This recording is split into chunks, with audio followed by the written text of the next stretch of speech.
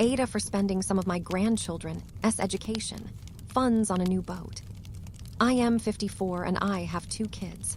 They're both adults married, stable, in their mid and late 30s.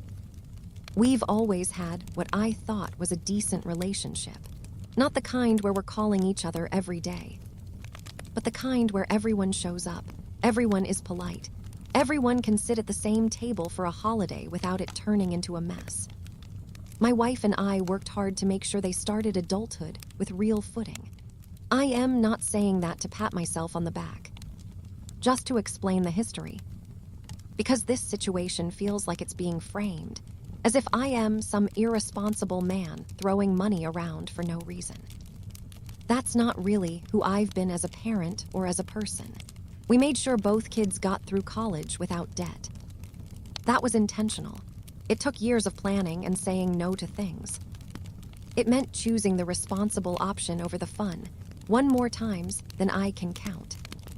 It meant my wife and I making choices in our 40s that weren't always glamorous, because we were thinking about their 20s.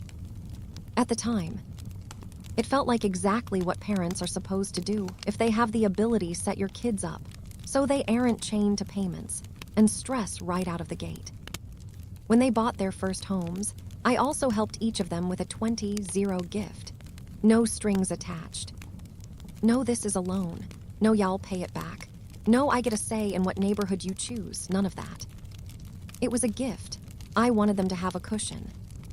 I wanted them to have the feeling that homeownership wasn't just some distant dream they'd reach after a decade of scraping by.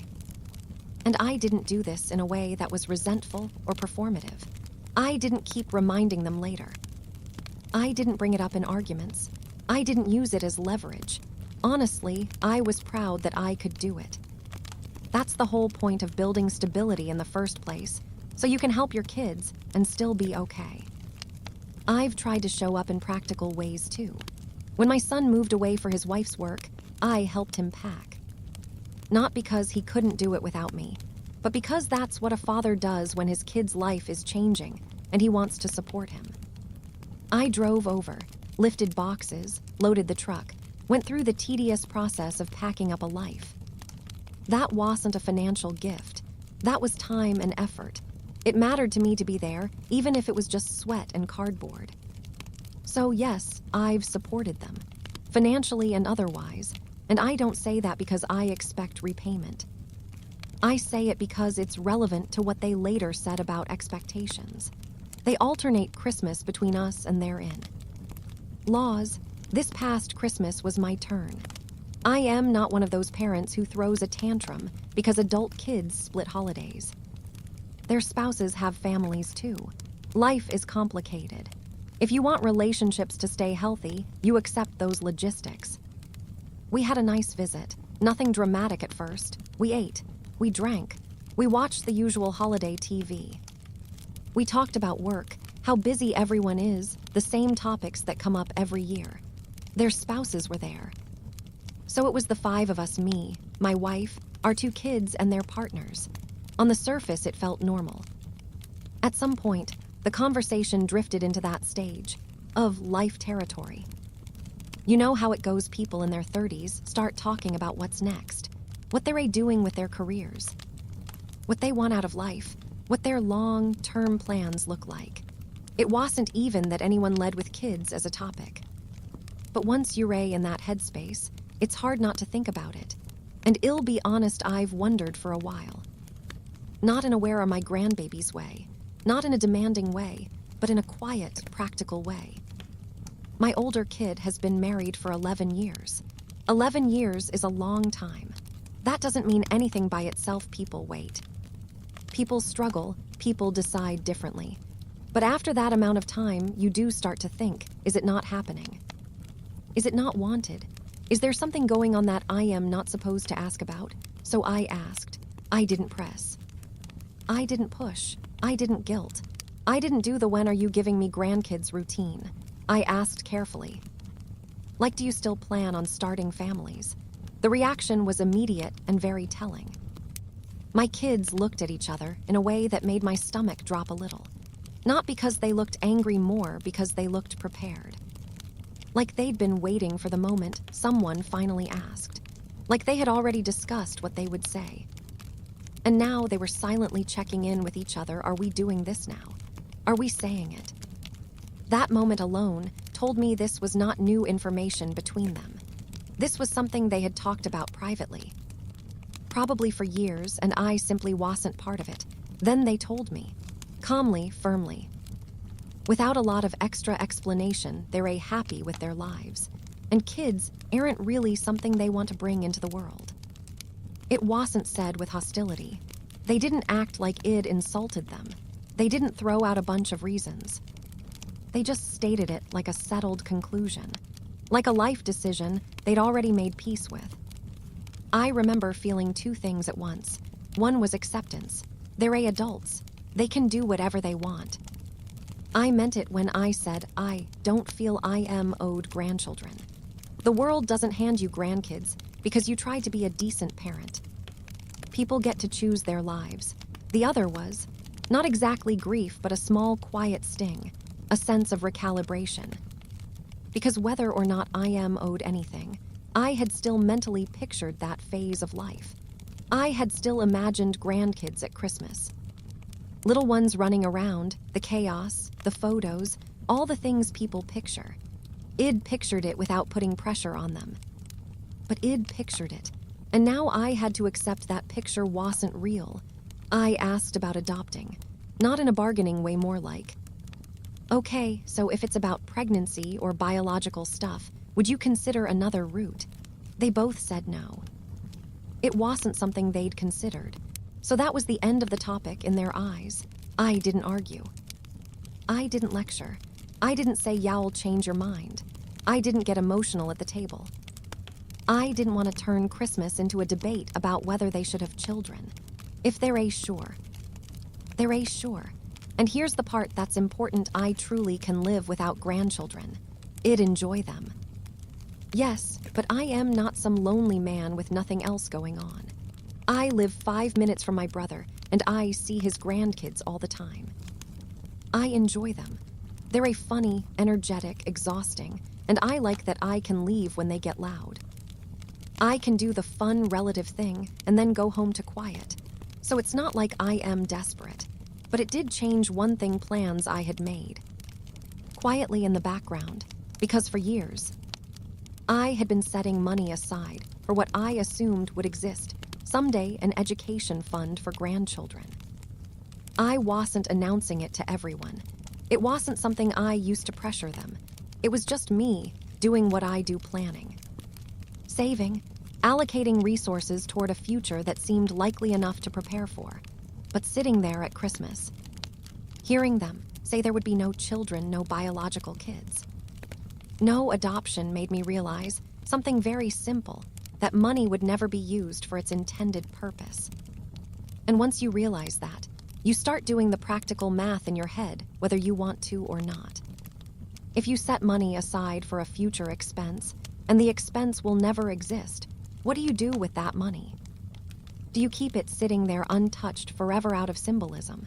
Do you pretend the purpose still exists? Even when it doesn't? Do you redirect it into something else: your retirement, your hobbies, your own life? I didn't say any of this at the table. I wasn't looking to make some point. I didn't want to make their decision about me. But internally, I felt the shift. Okay, that plan is gone, so now what? And that is the moment where this whole boat situation really starts, not with the boat itself, but with the reality that part of my financial planning was now obsolete. That night, after everyone left, my wife and I talked about it a little, not in an emotional, dramatic way, more like the quiet conversations married couples have when they're processing a life update. We agreed our kids are adults, and it's their choice. We agreed we'd rather have a good relationship with them than pressure them into something they don't want. And then later, I started thinking about that money again. Not in a vengeful way. Not in a, well, if you want, give me grandkids. I'll show you way. But in a simple, practical way. If the money isn't needed for grandkids, then it's just money sitting there. And I am still alive. I am 54. Hopefully I have decades left. And I've spent a big portion of my adulthood prioritizing family financial stability. That's not a complaint. That's just reality. At some point, you look at your own life and you ask, do I get to enjoy it too? For years, I had money set aside for my grandchildren's education. I want to clarify something up front because I can already hear how people twist this. It wasn't some dramatic grandkid fund that I used to pressure my children into having kids. I wasn't holding it over their heads. I wasn't making comments like, well, if you give me grandkids, they'll have college paid for. It wasn't a bargaining chip. It wasn't a reward. It was something I did quietly because I've always been the kind of person who plans. Maybe that's a personality flaw. Maybe it's just how I am wired.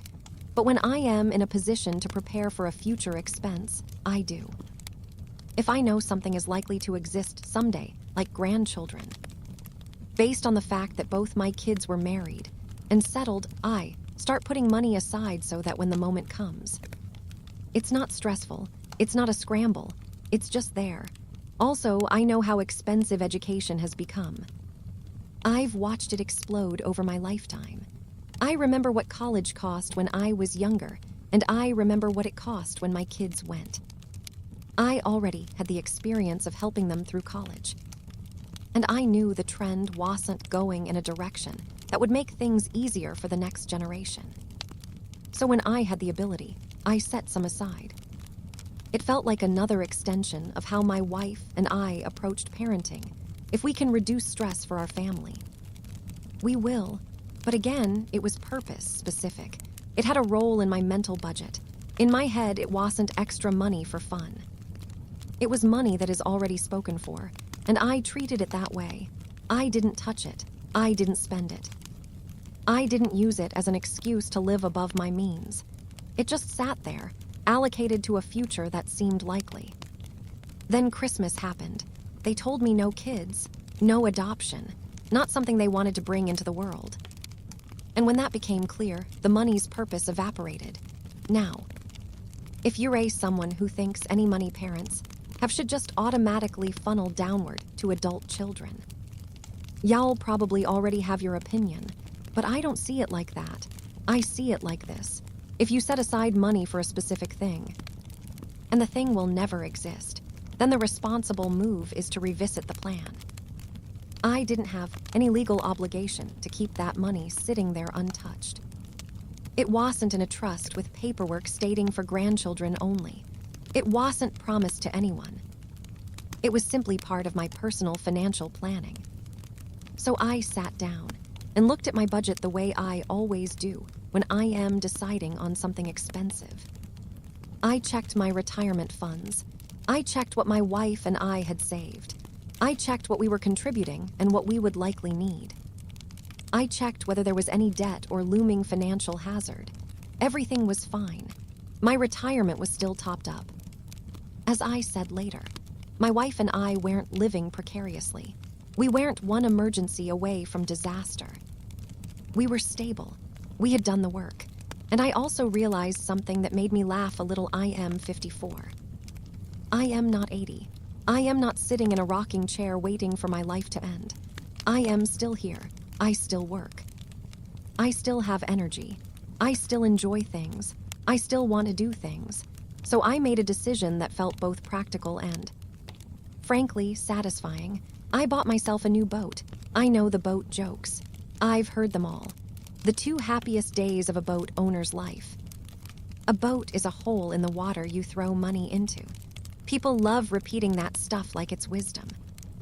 And yes, I understand boats have costs. I am not naive. I've owned a boat for a long time. I know maintenance is a thing. I know storage is a thing. I know fuel is a thing. But I like being on the water. I like it enough to accept those costs. It's not some impulsive fantasy. It's one of the few things in my life that consistently brings me peace. My old boat was fine, but it was old. It was the kind of boat you keep because it works and you don't want to bother upgrading. Not because it excites you. And it reached a point where I could upgrade without jeopardizing anything else. So I sold the old one and bought a new one. It cost 130, zero. That number seems to be what made my kids' brains short. Circuit later. They heard it and reacted as if it'd set my money on fire. But I didn't buy it by draining my retirement or taking on a debt I can't handle. I bought it because I had room in my budget that I previously did not have room that existed, because a planned future expense no longer existed. I didn't call my kids beforehand and announce it, not because I was hiding it, but because I don't run my purchases by my adult children for approval. I've never expected them to consult me before buying something expensive. I don't see why I should have to consult them. It's my money. I also didn't connect it emotionally to their decision. I didn't say, well, since you're not giving me grandkids. I am buying a boat. That wasn't the framing in my head. The framing was I had money allocated to something that won't happen. And I am reallocating it. That's not revenge, that's budgeting. And honestly, I was excited. I enjoyed picking it out. I enjoyed the feeling of doing something for myself. There's a particular kind of quiet joy in being old enough to afford something you couldn't afford when you were younger, but still young enough to actually enjoy it. So, like a lot of people do, I posted some pictures, just simple photos. New boat, friends commenting, people saying congratulations, nothing dramatic, no rant about my kids. No mention of the education fund. No look what I did because my children disappointed me. Just a normal social media update. And that's how my kids found out. They saw the pictures on Facebook, and they asked me why I upgraded from the old family boat. I could tell right away the question wasn't neutral. It had a tone, not necessarily aggressive at first, but a tone like they were trying to understand why I did it. Like it surprised them that I would make that kind of purchase. I answered honestly. I said I wanted a new boat, and that money had opened up in my budget. That should have been the end of it. But they asked, what money? And I answered the way I answer things directly. I said that since they weren't having kids, there was no purpose for an education fund. In my mind, it was just the explanation. It wasn't meant as an insult. It wasn't meant as pressure. It was simply the most logical answer to the question, what money opened up. Because what else was I supposed to say? That I found a random bag of cash in the attic. The reality is I had been setting money aside for grandchildren's education, and now there would be no grandchildren. Therefore, the money wasn't needed for that. Instead of saying oh and moving on, they reacted like I'd told them I spent their money. That's when the conversation started turning. They both went kind of nuts. They started acting like the boat was some shocking, irresponsible decision. They started telling me I was crazy for spending 130, zero on a boat at my age. That phrase again, at my age. Like 54 is some stage where you stop living and start preparing to die. They said it like I was supposed to be saving every dollar, not enjoying any of it. Like the correct behavior for someone in their mid-50s is to preserve wealth for the next generation and avoid spending money on things that bring joy. And I was sitting there thinking I am not asking you for money. I am not asking you to support me. I am not jeopardizing my retirement. Why are you reacting like this is your business? I told them exactly that. I said my retirement funds were still topped up. I said I hadn't asked them for any help. I didn't see what their issue was, but they kept going. And the longer they kept going, the more it started to feel like the boat was just the surface of something else. Like they were upset about something they hadn't said out loud yet, which, as it turned out, was exactly what was happening. The moment I said the education fund was no longer needed, their mood changed fast. It was not curiosity anymore. It was judgment. It was that tone people use when they think they have the right to correct you. They started talking about the boat like it was evidence of something, like it proved I was reckless, like it proved I was not thinking. They repeated the price, $130,000. They said it slowly, like the number itself was the whole argument. They said I was crazy for spending that much on a boat at my age. They kept using that phrase. At my age. They said it like I was already supposed to be shrinking my life. They said it like enjoyment was irresponsible now. They said it like the correct thing for me to do was to save every extra dollar until I died. I told them my retirement was fine. I told them I did the math. I told them I was not touching money that would put me at risk later. I told them I was not asking them for help. I told them I did not expect them to cover anything. I told them this was not a situation where I was about to be a burden. They did not accept that explanation. They kept circling back to the same point. They kept acting like the purchase itself was wrong. They kept acting like I needed to justify it to them in a way that satisfied them. I tried to keep my voice steady. I tried to keep it calm. I asked what their actual concern was. I asked if they thought I was hiding debt. I asked if they thought I was draining my retirement. I asked what part of this impacted them directly. That is when the conversation started to reveal what it was really about. They said it was not normal. They said it was irresponsible. They said I should be thinking about the future. They said I should be thinking about the family. They said that kind of money could have been saved. They said it could have gone towards something more useful. I asked them what they meant by useful. I asked them what exactly they thought that money was supposed to be used for now. There was a pause. It was not a long pause, but it was long enough to feel like they were deciding whether to say the honest part out loud. Then they admitted it. They said they kind of expected me to leave them a good inheritance. That sentence hit me in the chest. It felt like my brain stopped for a second. I heard it. I understood the words. But it still took a moment to process that my own children said it to my face. Like it was normal. Like it was a reasonable expectation. Like my money already had a destination. I felt anger rise fast. It was not only anger. It was disappointment. It was also something like betrayal. Because it was not just that they hoped for something one day. It was that they were already counting it. They were already planning around it. They were already upset that I spent some of it while I am still alive. I reminded them I am 54. I told them I am not dead. I told them I am not even close to dead. I told them I hopefully have decades left. I told them I plan to enjoy those decades. They pushed back. Not directly, but they did not soften. They did not say they were sorry for how it sounded. They did not say they misspoke.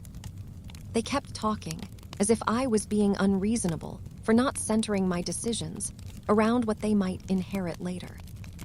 That is when I almost lost my head. I do not mean I screamed. I did not. I kept myself under control. But I felt it. That heat behind the eyes. That moment where you realize you are in an argument you never expected to have. That moment where you realize someone you love is looking at you like an obstacle to their plan. I told them they could have whatever was left after I finished with it. I told them that is how inheritance works. You do not get a guaranteed amount. You get what remains. I told them I am not going to live like a caretaker for their future finances. I told them I am going to live my life. I told them my job is not to preserve a pile of money for them while I deny myself things I enjoy. They said I was being dramatic. They said they were only concerned. They said they were thinking logically. They said a boat is a waste. They said it is a money pit. They said it was stupid. I told them I am aware of the boat jokes. I told them I have owned boats before. I told them I know the costs. I told them I made a choice. I told them I can afford it. I told them it does not harm my retirement. I told them it does not harm them. I told them the only reason they are upset is because they believe the money should have been saved for them. They tried to redirect. They tried to make it about responsibility again. They tried to say they were worried I would need help later. They tried to say they would not want to support me. That part made me even angrier, because I was not asking them to support me. I had never asked them for help. I had been the one helping them. I had paid for college. I had given them money for houses. I had done the parent role. And now they were speaking as if I was about to become their burden because I bought a boat. I told them that was unfair. I told them that was insulting. I told them that if they were genuinely worried about my finances, they could have asked questions. They could have asked to see if I was okay. They could have asked if I had planned for retirement. Instead, they attacked the purchase. They attacked my judgment. They acted like they were entitled to veto it. That is when I said something blunt. I said they were kind of assholes for planning on my money. I said it plainly. I said it because it felt true. I said it because I wanted them to hear how it sounded. They got offended. They said I was calling them selfish. They said I was acting like they did not care about me. They said I was twisting their words. I told them I am not twisting anything. I told them I heard what they said. I told them they said they expected an inheritance. I told them they were angry because I spent money they already counted as theirs. I told them that is selfish. I told them that is not how a healthy family thinks. I told them I do not want a relationship where they watch my purchases like a scoreboard. The argument went in circles after that. They kept insisting the boat was stupid. I kept insisting it was my choice. They kept insisting I should think about the future. I kept insisting I am thinking about the future. They kept insisting I should be careful. I kept insisting I am careful. Nothing changed. Eventually, the conversation ended. Not in a peaceful way, not in a resolution way. It ended because everyone ran out of patience. After it ended, I felt drained. I also felt clearer. Because now I understood what was underneath their reaction. It was not about safety. It was not about responsibility. It was about ownership. It was about them seeing my money as part of their plan. That realization made me unsettled. It made me think about other moments. It made me wonder if they have been quietly expecting more for years. It made me wonder if they saw the grandkid education, money as money that would circle back to them if there were no grandkids. It made me wonder if they ever saw it as mine. I also could not ignore the timing. This happened right after they told me they would not have children. I did not buy the boat as punishment. But the conversation made it sound like they believed I did. They believed the fund existed as a reward. They believed it should remain untouched as an asset for them. That belief was not mine, but it was theirs. I did not know what bothered me more, the expectation itself, or the fact that they thought it was normal to say it out loud, or the fact that they were angry with me for not living around it. I went to bed that night still thinking about one thing. I am 54. I am still alive. I am still working. I am still planning. I am still allowed to enjoy what I built. And yet my children spoke like I was already in the final chapter. Like I was supposed to preserve everything for them. Like my life should narrow down to a waiting room so they could cash out later. That is not a future I want. After the argument ended, I kept replaying it in my head. I kept thinking about how quickly it escalated. I kept thinking about how the boat was not the real topic. The real topic was the money. The real topic was the assumption. I have always thought of inheritance as leftovers, not as a plan, not as a promise, not as something children can count on like a paycheck. You get what remains after your parents live their lives. You do not get to supervise their spending while they are alive. You do not get to treat their savings as a vault that belongs to you later. That is why their reaction bothered me so much. It was not just surprise. It was not just concern. It felt like ownership. I also kept thinking about that education fund. I need to explain what it was and what it was not. It was not money that belonged to my children. It was not a gift I gave them. It was not an account with their names on it. It was not a legal trust. It was a portion of my finances that I set aside mentally and practically. I set it aside for a specific purpose. That purpose was to help grandchildren with education. That was the intended purpose. That was the whole reason it existed. When you do that, you are not making a promise to anyone. You are preparing for a possible future responsibility. You are planning. Planning is not the same thing as owing. Once I learned there would be no grandchildren. That purpose disappeared. It did not disappear because I was angry. It disappeared because it was impossible. No grandchildren means no grandchildren to fund. That is not punishment. That is not retaliation. That is reality. So the question becomes simple. What should a person do with money that is set aside for a purpose that will never happen? One option is to keep it untouched forever. That would be purely symbolic. That would be money frozen in place for a ghost purpose. That might make some people feel better emotionally, but it does not make sense financially. It also does not make sense personally. Because I am alive, because I have time, because I have goals, because I have things I enjoy. Another option is to redirect it into retirement. I did consider that. I did the math. My retirement is already in good shape. I am still contributing. I am not reckless. I am not looking to burn money just to prove a point. I simply did not need to add more to retirement at the expense of enjoying my life now. Another option is to redirect it into something that improves my life while I can still enjoy it. That is what I did. I bought the boat. That is why I keep returning to a single question. Why are they angry if the money was mine?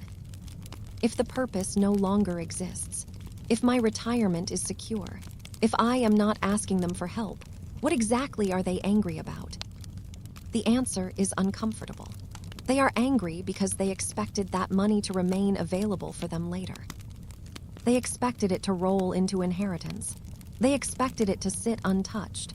They expected me to treat it as untouchable. That expectation is not fair. That expectation is also not realistic.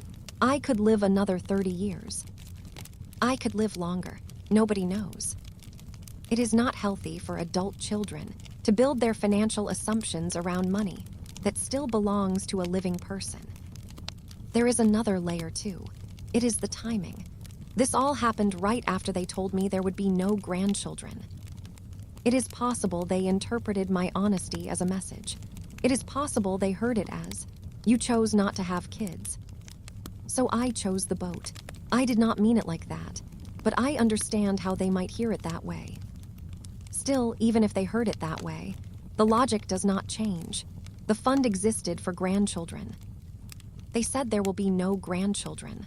The fund is no longer needed. That is the start and end of it. I also need to say something about my own feelings, because people keep assuming this is about punishing them. It is not. I do not feel owed grandchildren. I truly do not. I do not sit around angry. I do not sit around lonely. I have a life. I have hobbies. I have friends. I have my wife. I have my brother close by. I see his grandchildren. I enjoy them. I also enjoy that I can leave when they get loud. So this is not about grief disguised as a purchase.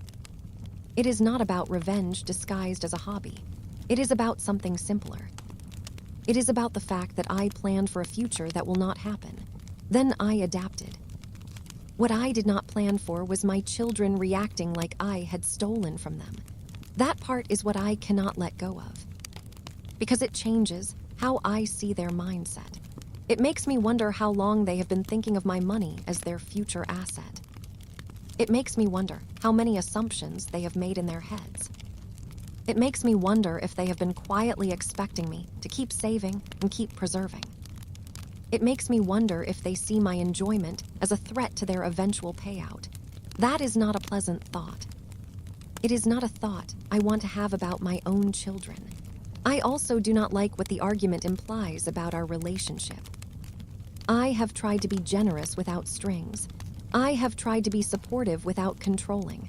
I have tried to treat them like adults. I have respected their choices. I respected their choice not to have children. I did not argue. I did not pressure. I did not guilt. I accepted it. So why do they not respect my choice? Why do they not accept that I can buy something I want? Why do they not accept that I can enjoy my life? Why do they act like I am supposed to live for their future benefit? I think part of the problem is they do not fully see me as a person with desires. They see me as dad. They see me as a resource. They see me as stability. That is a role I created by being consistent for decades. That role can be comforting. That role can also turn into entitlement. I want to handle this carefully. I do not want a permanent fracture. I also do not want to swallow it and teach them that this behavior works. If I apologize for buying the boat, then I am admitting they get a say. If I promise to limit spending, then I am agreeing to be monitored. If I avoid being honest next time, then the resentment grows quietly. So I think the next step is a calm conversation. Not a fight, not a lecture, a conversation. I would tell them I understand the sticker shock. I would tell them I understand the optics. I would tell them I understand how it sounded when I said the education fund was no longer needed. I would tell them it was not meant as punishment. It was just the explanation. Then I would draw a clear line. I would tell them my finances are my responsibility. I would tell them I will not be taking money from them. I would tell them I will not be asking them to support me. I would tell them I will not make spending decisions based on their expectations of inheritance. I would also tell them that inheritance is not something they can plan. It is something they might receive later. It depends on many variables. It depends on how long I live. It depends on health. It depends on costs. It depends on choices. It depends on life. I would tell them that if they want a guaranteed financial future, they should plan it themselves. They should not build it on my death. That sounds harsh, but it is the truth. At the same time, I would try to keep the relationship intact. I would remind them I love them. I would remind them I have already helped them in meaningful ways. I would remind them I am still their father. I would remind them that I want to enjoy time together. I would remind them that I do not want money to poison the family. Then I would stop. I would not keep arguing. I would not keep justifying. I would not keep debating boats. Because the boat is not the real issue. The issue is entitlement. I do not want to punish my children. I want them to understand that I am alive. I want them to understand that my money is not theirs. I want them to understand that I can choose joy. I want them to understand that my life does not exist as a savings account for their future. So that is where I am. I bought the boat. I can afford it. I am not asking anyone for help. I do not think I did anything wrong by repurposing money that would never be used for its intended purpose. The only thing I am still trying to figure out is how to communicate that without turning my family into one of those families that cannot talk about money without a war.